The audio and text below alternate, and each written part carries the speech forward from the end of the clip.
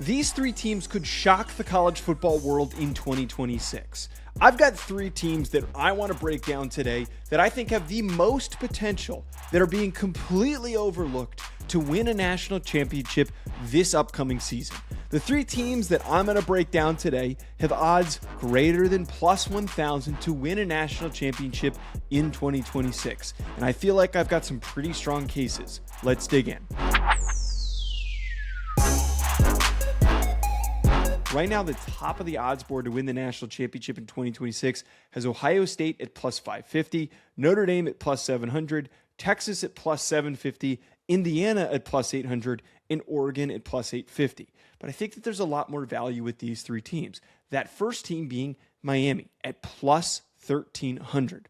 This Miami team, I think, is being mischaracterized for 2026. It's easy to assume after reaching the national championship and with a lot of big-name players in the upcoming draft like Francis Mauigoa and Ruben Bain that they're being completely picked apart, that they lost a lot of premier starters. But that's the furthest thing from the truth. They have 10 returning starters for this upcoming season. That is a lot of experience that they can turn to. And that includes one of the best young receivers in college football in Malachi Toney, arguably one of the best running backs in the country, and Mark Fletcher, who carried this Miami offense during the college football playoff by being able to be leaned on constantly for a ton of carries. But on top of this, their defense is loaded with guys, especially in their secondary, like O.J. Frederick and Xavier Lucas, that are experienced and played really well down the stretch last season. And I think that for anyone who wants to jump in and say, well, they had to go into the transfer portal to go and get a quarterback. Well, the guy that they went and got is far, far better for what Shannon Dawson wants to do on offense than what Carson Beck could do. Carson Beck was solid for getting them where they needed to be, but he did not have the arm strength to really stress defenses the way Cam Ward once did. Darian Mensah does. Darian Mensah is incredibly gifted. He is able to improvise and throw from an unlevel platform. He is able to attack and drive the ball downfield, and he's not afraid to take risks. If there is one player who could have a huge jump in their draft projection, it is Darian Mensah with the situation that he has ahead of him for the Hurricanes this season. But lastly, I think one of the key missing pieces that they needed in order for this team to meet its potential that not enough people are talking about is Mensah's teammate, Cooper Barkate, his receiver that he leaned on heavily last season, that is coming with him. He was a 1,000-yard guy. So Miami should have two receivers that go over 1,000 yards, and that would put their offense in an elite category.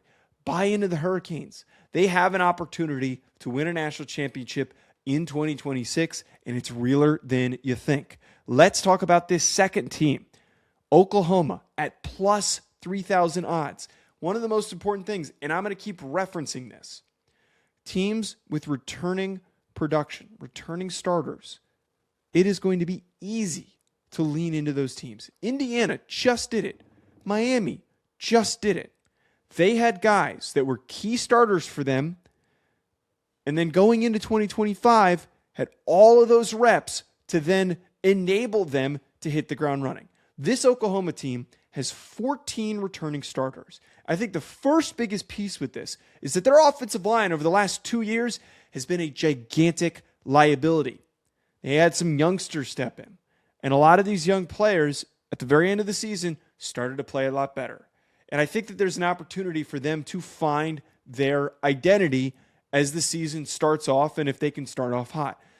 The other part with this is I think that their defense is loaded with players that are ready to become stars. David Stone in the interior is a very gifted defensive tackle. Taylor Ween is a really underrated and productive defensive end. And there are multiple former five-stars that Venables recruited that are now going to be juniors and seniors. The Bowen brothers in their secondary also creates one of the best secondaries in college football, not to mention Kip Lewis, who I'm a very big fan of. It all comes down to John Mateer. And I think that John Mateer has a lot of potential in his second season in Oklahoma. It's going to be his third season in Ben Arbuckle's offense, with Isaiah Satania coming back, who was a huge big play threat for them. And I think that it was easy to look at John Mateer and say, oh, he stunk down the stretch. Having an injured thumb and trying to rush back, which, let's be honest, he rushed back. He was not ready. Very clearly was affecting his velocity. It's going to affect a player like John Mateer. It's going to affect his confidence. I think that now that his thumb is fully recovered and he's good to go, that he is going to be a much player this upcoming season. He has the tools and the traits to be a first-round quarterback. He was getting some love when he was playing really well at the beginning of the season. That Michigan game set up for what could have been a season where he went in the first round, where he could have been one of the Heisman finalists. But because of the injury that he suffered, and again, that rushed recovery timeline, it disrupted everything. So I think that this Oklahoma team at plus 3,000 presents amazing value. And this last team, is the team that I think has the best value. USC at plus 3,500. USC, I bet you didn't know this. USC has the most returning starters from last season. They have 15 starters from last year coming back. Their offensive line is an underrated unit, and they have a lot of experience there. The running back room is quite talented. Despite losing Jacoby Lane and Mekhi Lemon, there is juice to get out of their wide receiver room. I think that Tanook Hines is an underrated player. I also think that their defensive line has an opportunity to take a leap as well. And as much as it could impact them for losing D'Anton Lynn to Penn State, Gary Patterson is a longtime successful head coach at TCU. Gary Patterson is the right guy to replace D'Anton Lynn because, again, he's a former head coach.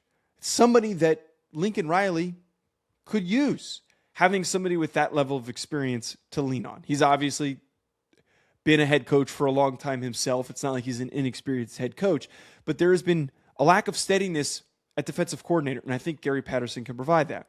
But the last bit with this, Jayden Maiava showed flashes of what he could be. He's a really good athlete.